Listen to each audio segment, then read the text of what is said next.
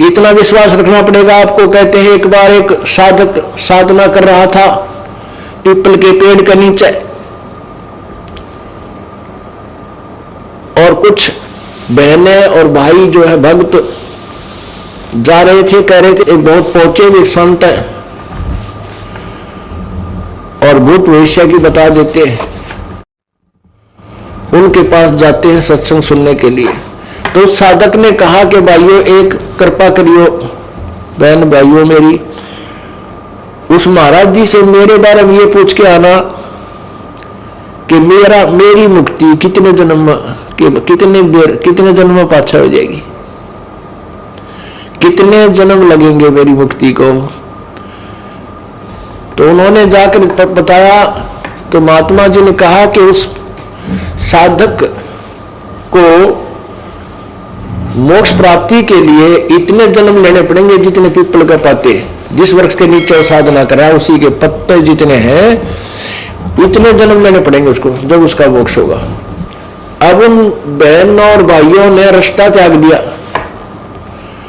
हम वहां से जाएंगे उस रास्ते से जहां पर वो साधक साधना कर रहा है, और उसको हम ये बताएंगे कि तू तेरा मोक्ष इस पीपल के पत्तों जितने जन्म ले लेगा जब होगा, कहीं उसका हार्ट अटैक ना हो जाए। इसलिए वह दूसरा साइड बदलकर दूर सी का 1 एकड़ दूरी का जान लग गए। तो साधक ने आवाज लगाई कि भगत जियो, ए बहनों सुनियो,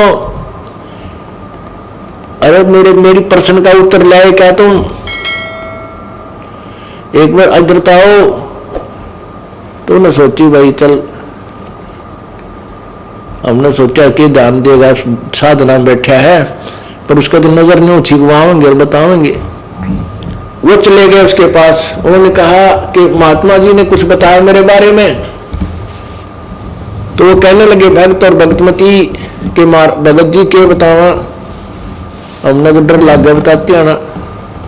वो कहने लगा बहनों भाइयों बताओ, अवश्य बताओ, बता दो जो भी है, मुझे कोई डर नहीं है, कितना समय लगे मेहनत यू काम करना है। तो उन्होंने कहा कि महाराज जी ने ये बताया है कि भाई जितने इस पीपल का पत्ते हैं ना, ये पीपल का जितने पत्ते हैं जिसके नीचे तू साधना कर रहा है, इतने जन्म लेने पड़ेंगे फिर तेरा मोक्ष होगा। तो वो तो डांस करने लग गया, भंगड़ा पा दिया, खुशी मनाई, नाचर कूदन बोला जय हो जय हो। वो बोली रतन तो रोना चाहिए, तो बेबर बोली रतन तो रोना चाहिए था, तो आज खुशी मना रहा है। तो वो कहने लगा बहनों तुम ना बेरा भाइयों, इस झंझट का अंत तो आवेगा, कम से कम इतने पाछा आ जाएगा।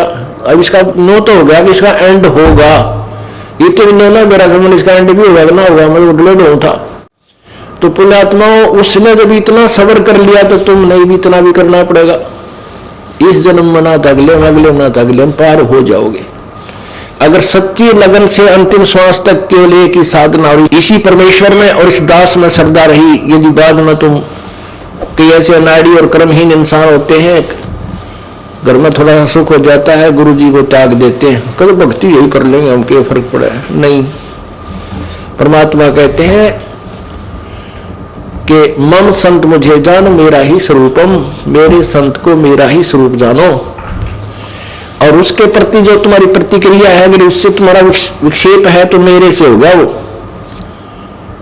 अगर तुमने गुरु जी से किसी भी पॉइंट से विक्षेप कर लिया, किसी भी पॉइंट से आप उसे नाराज होकर दूर चले गए, तो मेरे से नाराज होगे तुम, फिर यहां आ लिए तुम, या क्यों बात देखो। तो ऐसे हमने अपनी श्रद्धा बनानी है अंतिम श्वास तक उस परमात्मा के पाने की।